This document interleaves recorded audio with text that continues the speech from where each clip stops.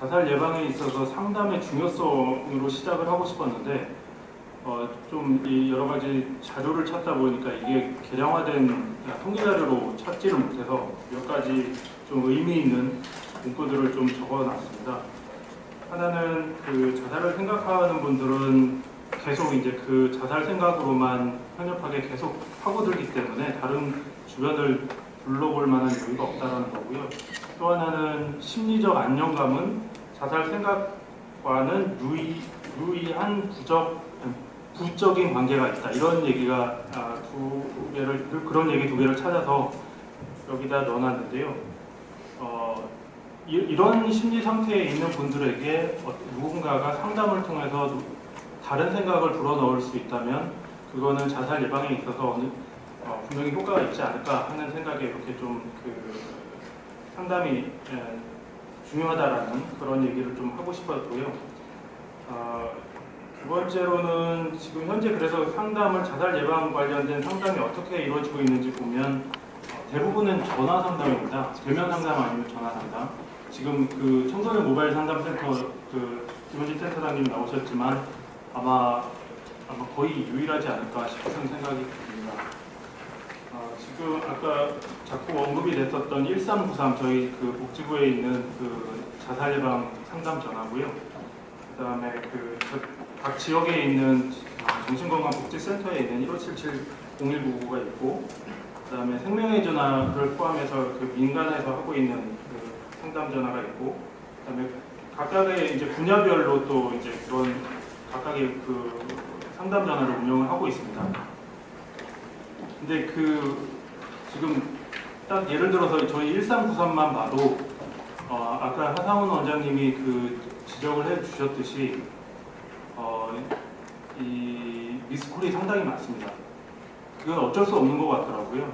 그 상담원을 진짜 뭐 수백 명, 수천 명으로 늘리지 않는 한 이거는 어쩔 수 없는 문제인 것 같고, 그 이유는 얘기를 들어보니까 한 통화를 하는데 길게는 뭐 1시간, 2시간까지도 하다 보면 제한되어 있는 상담원들 몇 분 가지고는 이 모든 콜을 다 받을 수 있는 상황은 아닌 거기 때문에 지금 이걸 어떻게 그러면 운영을 해야 되는지에 대한 고민이 있었던 상황이고, 그래서 그렇지 않아도 그러니까 상담 전화를 어떻게 개편할지에 대해서 저희 백종훈 센터장님이나 아니면 하상훈 원장님하고 좀 예전에 자문을 좀 구했던 적이 있는데, 그래서 그때 자문을 구했을 때의 제 생각은 제 심리 상태는 좀 그랬습니다. 그러니까 이거를 어떻게 구조적으로 좀 잘 조직화해서 잘 운영을 해야 되나, 민에 있는 것과 관에 있는 것들을 어떻게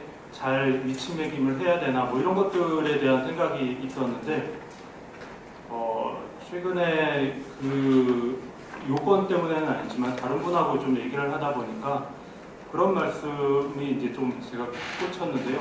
개인적으로 어떤 얘기였냐면 그분이 이게 그러니까 지금 자살을 생각하고 있는 사람 입장에서는 어디든 누구든 뭔가 얘기를 해줄 수 있는 사람이 많을수록 좋다는 거죠.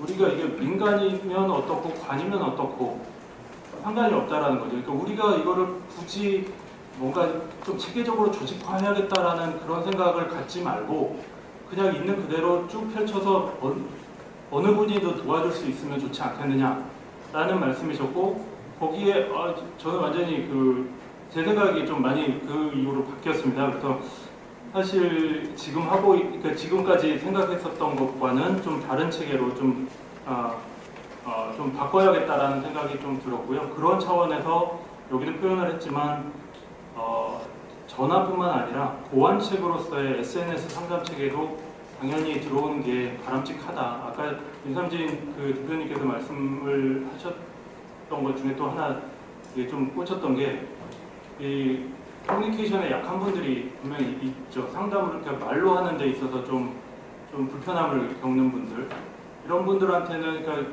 각각의 개인의 선호에 따라서 전화로도 할 수 있고 SNS로도 할 수 있고 이렇게 선택의 폭을 넓혀 놓으면 접근성이 그만큼 더 높아질 수 있다라는 생각이 들고요. 그런 차원에서 SNS를 활용하는 방안에 대해서는 적극 찬성입니다. 근데 개인적으로 일단 그렇습니다. 그래서 뭐 자료를 찾아보다 보니까 우리나라가 스마트폰을 사용하고 있는 게 세계 1위라고 하네요. 그 보급률이 95%나 된다고 하고요.